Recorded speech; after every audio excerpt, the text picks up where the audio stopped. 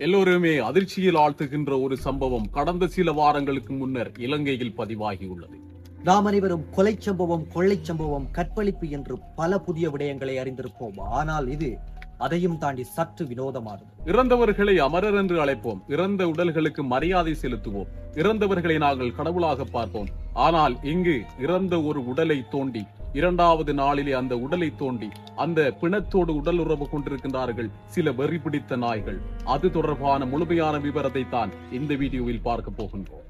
யாராச்சும் நம்ம சேனலுக்கு புதுசு அப்படின்னு சொன்னா நம்ம சேனலை மறக்காம சப்ஸ்கிரைப் பண்ணிக்கோங்க. நம்ம சேனல்ல போற வீடியோ நான் தான் ஃபர்ஸ்ட் பார்க்கணும் அப்படின்னு சொல்லி நீங்க நினைச்சீங்கன்னா பக்கத்துல இருக்க பெல் ஐகானையும் தட்டிக்கோங்க. வாங்க இப்ப வீடியோக்குள்ள போகலாம். பெண்களை கடவுளாக பார்க்கும் இந்த உலகில் வெறும் சதையாக, வெறும் தோலாக பார்த்து ஒரு பெண்ணை நாசம் செய்திருக்கின்றார்கள். வாழும் போதுதான் வழிவிடுவதில்லை, இறந்த பின்னாவது நிம்மதியாக உறங்க விடுங்கள். ஆனால் அந்த பெண்ணை இறந்த பின்னும் தோண்டி எடுத்து அந்த பெண்ணை மேலும் மேலும் சித்திரவதைப்படுத்தியிருக்கின்றார்கள் சில கயவர்கள். இலங்கையில் தென்பகுதி பதுளை மாவட்டத்தில் பண்டாரவளை பிரதேசத்தில் வசிக்கின்ற சிங்கள இளப்பெண் 26 வயது நிரம்பிய நதீசா. முன்பள்ளி ஆசிரியரான நதீஷா மிகவும் அழகானவர். தன்னுடைய ஊரிலே மிகவும் அன்பாக பழகக்கூடியவர். அவர் தன்னுடைய பாடசாலை மாணவர்களுக்கும் அன்பையும் அரவணைப்பையும் அறிவையும் போதித்த ஒரு இளம்பெண். அந்த இளம்பெண் தொடர்பான கதைதான் இந்த கதை. திடீரென ஏற்பட்ட காய்ச்சல் காரணமாக வைத்தியசாலையில் அனுமதிக்கப்பட்ட நதீசா நிமோனியா நோயினால் பாதிக்கப்பட்டு வைத்தியர்களினுடைய சத்திர சிகிச்சை பலனின்றி உயிரிழந்தார். எவ்வளவுதான் முயற்சி செய்தாலும் அந்த வைத்தியர்களினால் நதீசாவை காப்பாற்ற முடியவில்லை. இருந்தாலும் அந்த இழப்பு பேரிழப்பு. ஊர் மக்களுக்கே மிக பெரும் இழப்பாக இருந்த அந்த இழப்பை அந்த குடும்பத்தார் எவ்வாறுதான் தாங்கிக் கொண்டார்களோ தெரியவில்லை.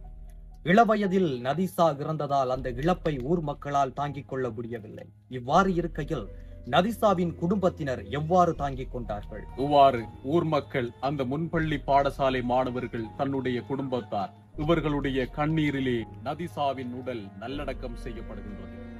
நாட்கள் 2 கடந்தன. நதீசாவின் தந்தையார் தனது உறவினர்கள் வீட்டுக்கு சென்று திரும்பும் வழியில் மயான பூமியில் தன் மகளின் சமாதியை பார்க்க சென்ற வேளையில் நதீசாவின் தந்தையாருக்கு அங்கு பேரதிர்ச்சி காத்திருந்தது. புதைத்து 2 நாட்களான நதீசாவின் உடல் 2வது நாளிலே புதைகுழியை விட்டு வெளியே நிர்வாணமாக வீசப்பட்டு கிடப்பதை அந்த தந்தையால் தாங்கிக் கொள்ள முடியவில்லை. உயிருக்கு உயிராய் வளர்த்த மகளின் பிரிவையே தாங்கிக் கொள்ள முடியாத அந்த தந்தையார் தனது மகள் புதைகுழிக்கு வெளியில் நிர்வாணமாக கிடைப்பதை எவ்வாறு தாங்கிக் கொண்டார்? இவ்வாறு அதிர்ச்சியில் இருந்த நதீசாவின் தந்தையார் அந்த தகவலை உடனடியாக ஊர் மக்களுக்கும் போலீசாருக்கும் தெரிவித்தார். சம்பவ இடத்துக்கு விரைந்து வந்த போலீசார் விசாரணைகளை மேற்கொண்டார்கள். அந்த புதைகுழியிலே ஒரு சவளும் நீர்த்தாங்கியினுடைய மூடியும் இருப்பதை கண்டுபிடிக்கின்றார்கள். ஆம், அந்த மயானத்துக்கு அருகாமையில் இருக்கின்ற வீட்டிலிருந்து திருடப்பட்ட சவளும் அந்த நீர்த்தாங்கியினுடைய மூடியும் அங்கே கண்டுபிடிக்கப்படுகின்றது. அதாவது புதைக்குழியிலிருந்து அந்த பிணத்தை வெளியெடுப்பதற்காக சவளையும் நீர்த்தாங்கியினுடைய மூடியையும் பயன்படுத்தியிருக்கின்றார்கள் அந்த கயவர்கள். அதன் பிற்பாடு வைத்திய பரிசோதனைகளின் பின்னர் நதீசாவினுடைய பிணம் கற்பழிக்கப்பட்டிருந்தது தெரிய வந்திருக்கிறது. உலக அரங்கிலே பல்வேறு நாடுகளில் இவ்வாறான சம்பவம் நடைபெற்றாலும் கூட இலங்கையை